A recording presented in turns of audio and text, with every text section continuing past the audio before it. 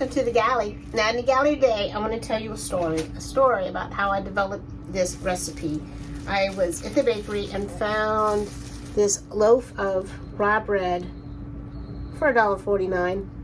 So I immediately thought Reubens. So we had Reubens, and then I had this left, so I threw it in the freezer, and I got to thinking about breadcrumbs because I was making the video on breadcrumbs and what could I make with rye breadcrumbs that seemed, you know, not your everyday kind of breadcrumbs.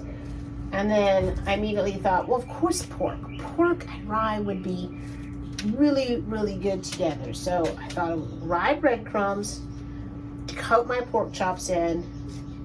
And then because I had done so many pickles this summer and I had so much pickle juice that I thought, well, brine the pork in the pickle juice.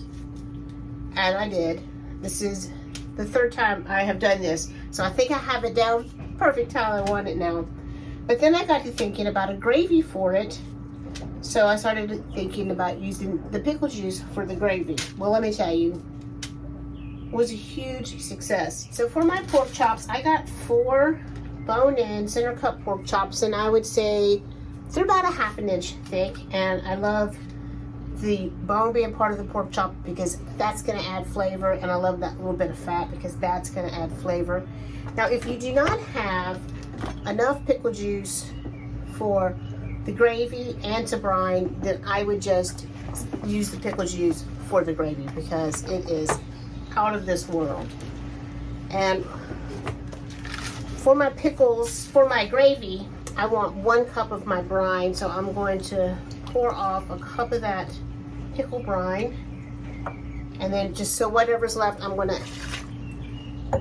put on my pork chop, and then I'm going to brine. And you only want to brine for about an hour. You brine for a little bit longer, but an hour is going to be fine.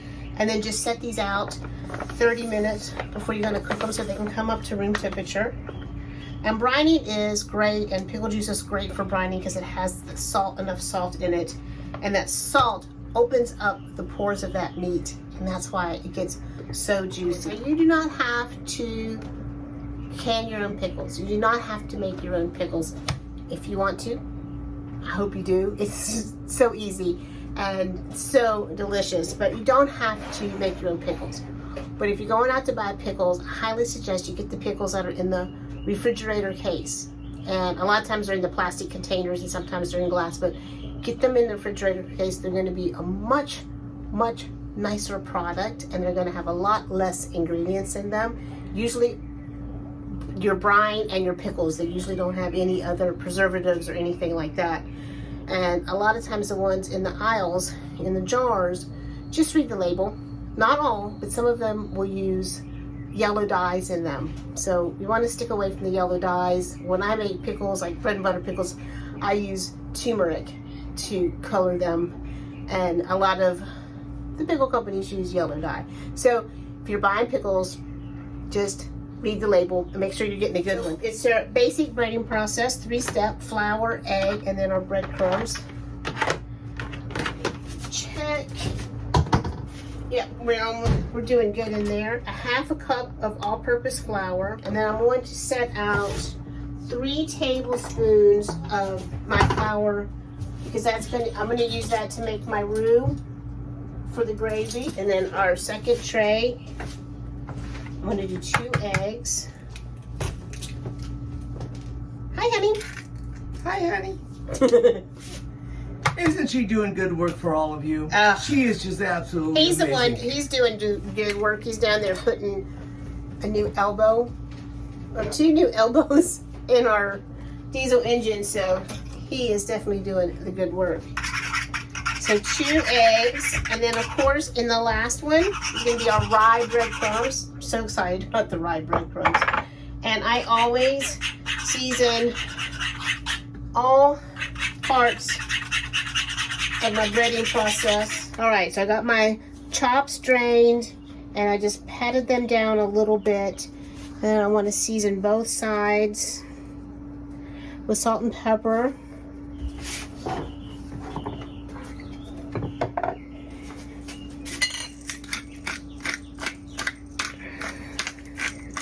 And I'm going to do some salt and pepper in my flour and egg as well while I'm at it. Now we're just going basic breading.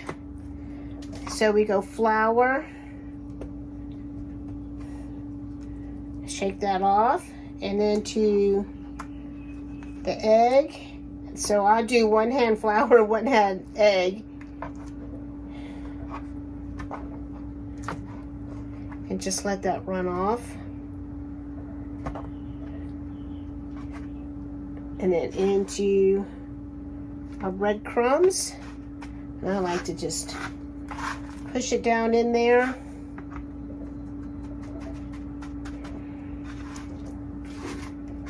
And then I like to go to a wire rack, and I like to let these sit for at least 10 minutes before we start cooking them.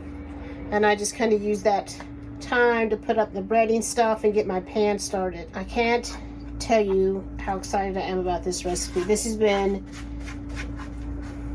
just the funnest thing I've developed in a long time. It just got stuck in my head, and I just wanted this to work out, and it just feels so homey to me. It feels so southern to me.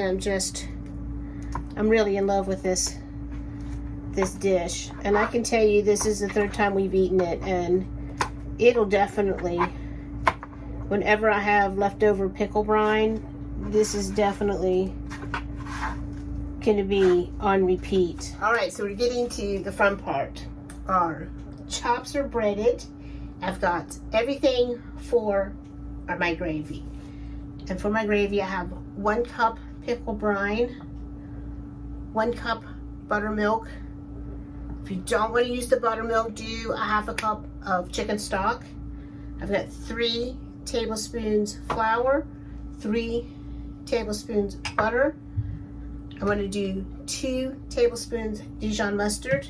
We're going to hit that with a little hot sauce, salt and pepper. So gravy's ready. This is ready.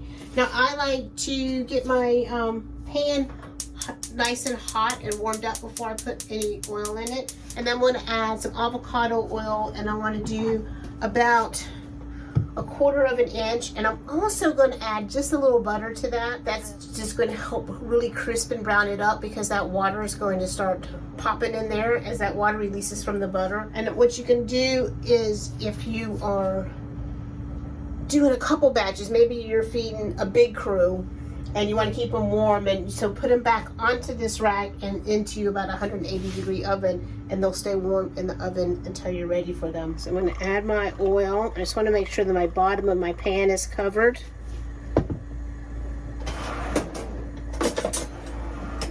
I'm going to add a good tablespoon of butter. So you can see the butter is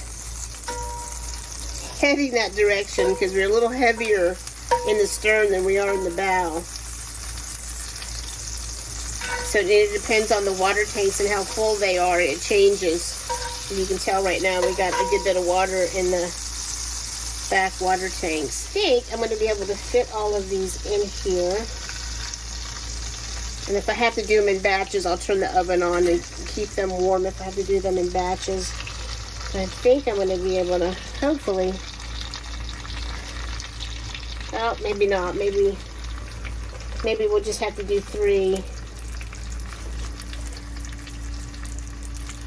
And I think about 4 minutes aside for this thick of a pork chop. And I've got the heat on high. I'm on like medium-high heat, so my skillet is really hot. And just let them be. You only want to flip these once. So I think I'm going to flip. I set my timer for 3 minutes. It just went off, and I set it for another minute. I think it needed it. But I think it's going to be okay to, oh, doesn't that look beautiful? Now, I think it just depends on, that kind of looks like West Virginia. I think it depends on just how hungry you are, who's eating. So for Billy and I, this will be, we'll have a pork chop a piece tonight and a pork chop a piece tomorrow night. So this makes 2 meals for us. And It was under $8 for the 4 pork chops, so that's quite the bargain. And then you've got leftover rye bread and leftover pickle brine, so it's quite the bargain. I'm gonna go another 3 minutes on this side. I'm gonna take these out. I'm gonna pop these in the oven,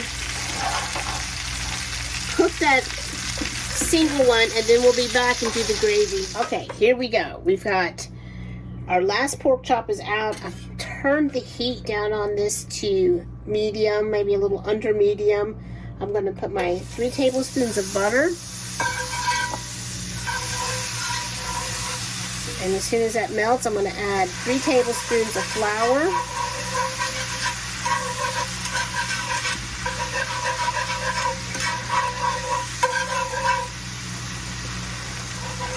And then we want to cook this roux for at least a minute to put that raw flavor out of the flour. I'm going to go ahead and add my mustard in there. I'm going to do about 2 tablespoons of Dijon.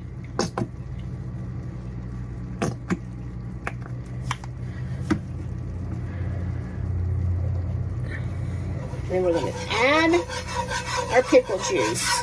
Now the thing about roux, when you're adding your liquid to the roux, the rule is if your roux is hot, then your liquid needs to be cold. And if your liquid is hot and you're adding roux to it, then your roux needs to be cold. Now, any kind of pickle you like. If you like hot pickles, do it. Dill, do it. Bread and butter, do it. Any kind of pickles you like, use that brine. You are going to be so happy if you do. You have to leave me a comment and tell me how happy you are with your pickle juice gravy.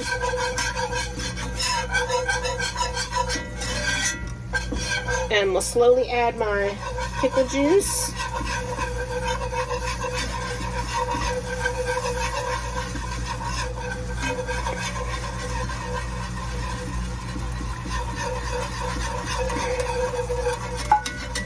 And now I'm going to do a cup of buttermilk.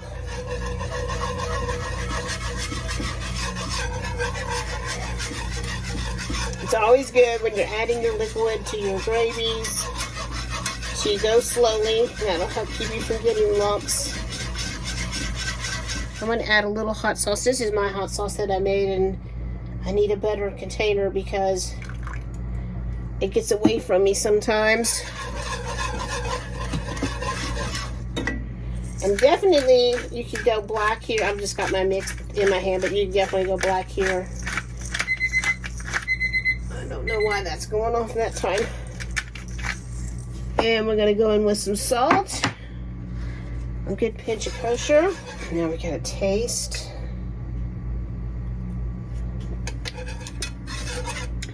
Oh, it's so delicious. It is so delicious. I am so in love with this gravy.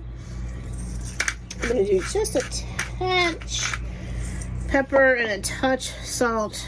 Alright, so I'm just going to take a taste because we're going to eat here in a little bit, and I don't want to drench the whole thing in gravy. But our pork chops look beautiful. I'm so excited. This is worth going and buying a loaf of... Somebody's at the window. This is worth going and buying a loaf of rye bread to make. Trust me. It's just... I'm so pleased. I think of these things and they roll around in my head and I wake up thinking about them. And this was one that I was especially obsessed with, and I'm especially happy with how it turned out. That's going to be hot.